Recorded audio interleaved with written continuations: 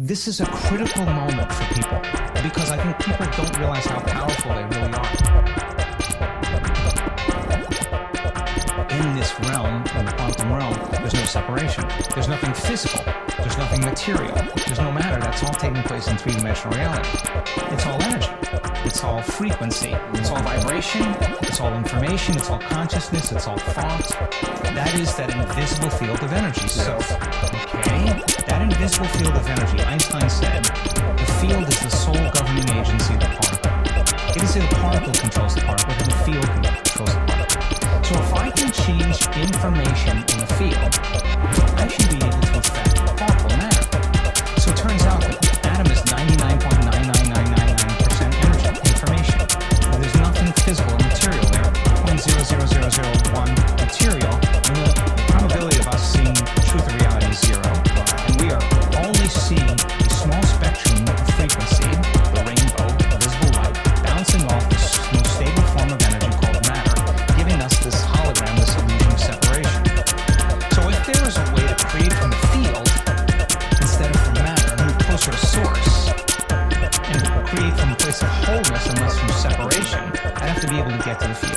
So then, if where you place your attention is where you place your energy, and you develop the ability to take all of your attention off your body, all your attention off all the people in your life, all the objects and things, your cell phone, your car, your house, whatever, all the relationships with all the people, all the places you need to go, the place you're sitting, the place you grew up, the place you sleep, the place you work, and nothing about the predictable future, the familiar past, and settle into the present moment. You go from somebody to nobody, from someone to no one, from something to nothing, from somewhere to nowhere, from some time to no time. That is the moment of pure consciousness.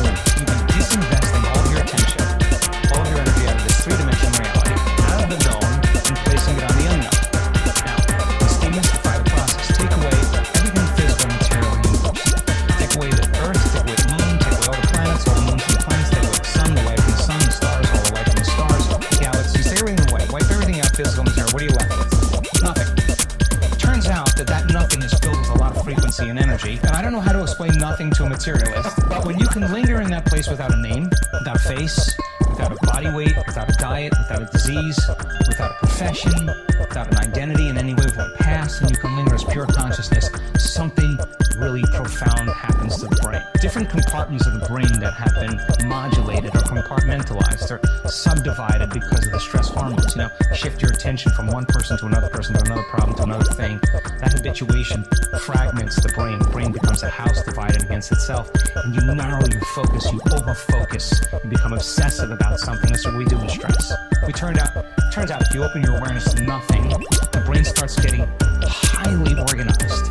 Different compartments of the brain that were modulated start unifying. The brain starts firing in this more holistic state, and the whole entire brain is resonating at the same frequency. Now, you get that brain going for that period of time like that, waves that are coherent start interfering with each other, and when they do, they create bigger amplitudes. The higher amplitude, the higher the energy in the brain. So now you have resonance in the brain, and the brain starts getting very mathematical and very organized, right? So that brain that's coherent, the entire brain is functioning as one neurological network. The two hemispheres are coming together, and there's this kind of psychic union called wholeness.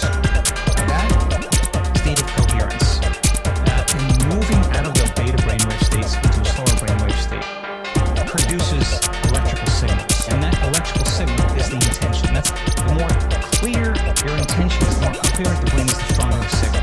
Okay, so if you decided to create from the field instead of from matter, and you were just pure consciousness, and I asked you to send a signal out from a coherent brain, whatever that thing is that you wanted, we trained you how to do that, and you would be shimmering the entire vacuum, that entire void. You are that. You're not you any longer.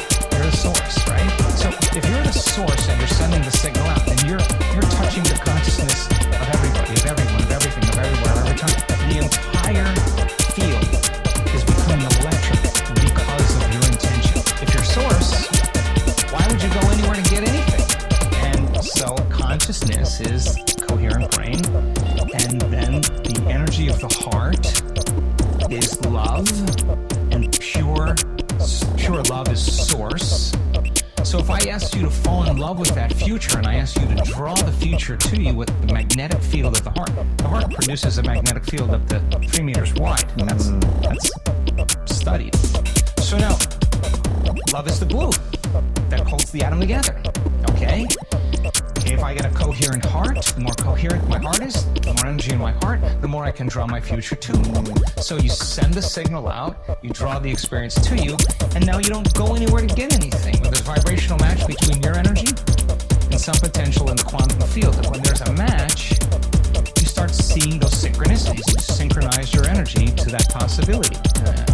And so you start seeing the coincidences and the synchronicities and the opportunities. I'm not talking about a parking space. This is a critical moment for people because I think people don't realize how powerful they really are. When that event happens in their life, they will look back at every single betrayer, everything that happened in their past, and they won't care any longer. That's the moment their past no longer exists because they're proving to themselves what they innately already know that they may have forgotten. Which is and why? that is that the creator of their life.